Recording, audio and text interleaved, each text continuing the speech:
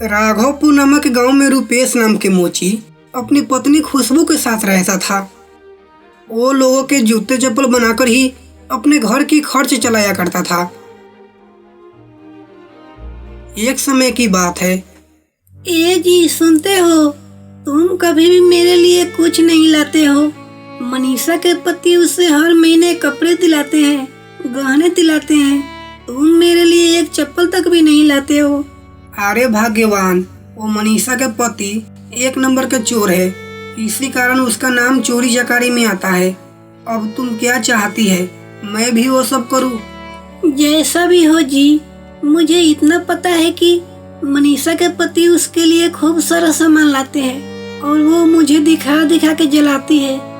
देखो खुशबू, जितनी मेरी कमाई है उतने में तो घर की खर्च ही तो चल सकता है, और चाहे मुझे कुछ भी हो जाए मैं बेईमानी का कोई भी काम नहीं करूँगा। और मेरा समय बर्बाद न करो, जल्दी से मेरा खाना दे दो, मुझे काम पर जाना है। खुशबू टिफिन बांध के रुपेश को दे देती है और रुपेश उसे लेकर काम पर आ जाता है। काम पर मन लगा के लोगों के लिए जूते चप्पल सीने लगता है। खुशबू सही तो कहती है, आज तक उसे मैंने दिया ही क्या है। ना कभी उसे अच्छा खिला पाता हूँ और ना ही उसे अच्छे कपड़े लेकर देता हूँ। अब मैं बहुत देर तक काम किया करूँगा ताकि उसको भी मैं कुछ दे पाऊँ। हालांकि मेरा भी तो फर्ज बनता है उसे कुछ दिलाने की। रुपेश बहुत देर तक काम पर लगा रहता और बहुत ही सुंदर सुंदर जूते बनाकर उनको बेचता। आज तो अच्छी खासी पैसे हुई है। मैं एक काम करता हूँ, इसमें से खुशबू के लिए कुछ कपड़े खरीद ही लेता हूँ। ये सब देख के वो बहुत खुश होगी। रुपेश कपड़े के दुकान पर जाकर एक अच्छी सी साड़ी खरीदता है और घर की ओर जाने लगता है। तभी उसको रास्ते में एक आदमी दिखाई देता है। उसके शरीर पर एक भी कपड़ा नहीं था। वह ठंड में बैठे बैठे बस कांप रहा था। अरे आप यहाँ अकेले ठंड में क्यों बैठे हैं? ये कपड़े रख लीजिए, क्या पता इस कपड़े से ठंड में कुछ राहत मिल जाए। आपका बहुत बहुत धन्यवाद भाई साहब। अरे सुनिए भाई साहब, मेरे पास न खाने के लिए खाना है और न रहने के लिए घर। क्या आप मेरी मदद कर सकते हैं?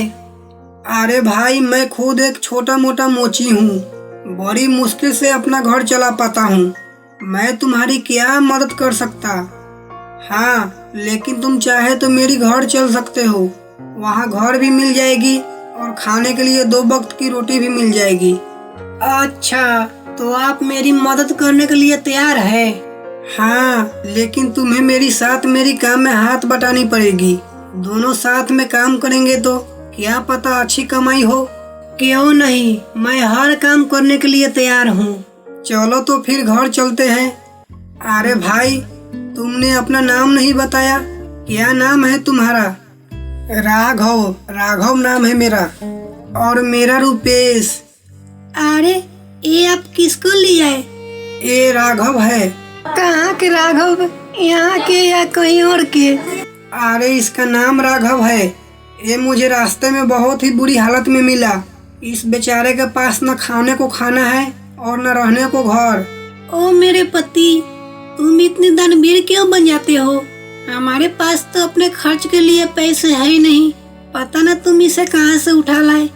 अरे खुशबू, और एक काम करेगा ना, अब हमारे साथ काम में हाथ बटाएगा, जिसमें अपना खर्चा तो निकाल ही लेगा। जो करना है करो, सब आपकी मर्जी।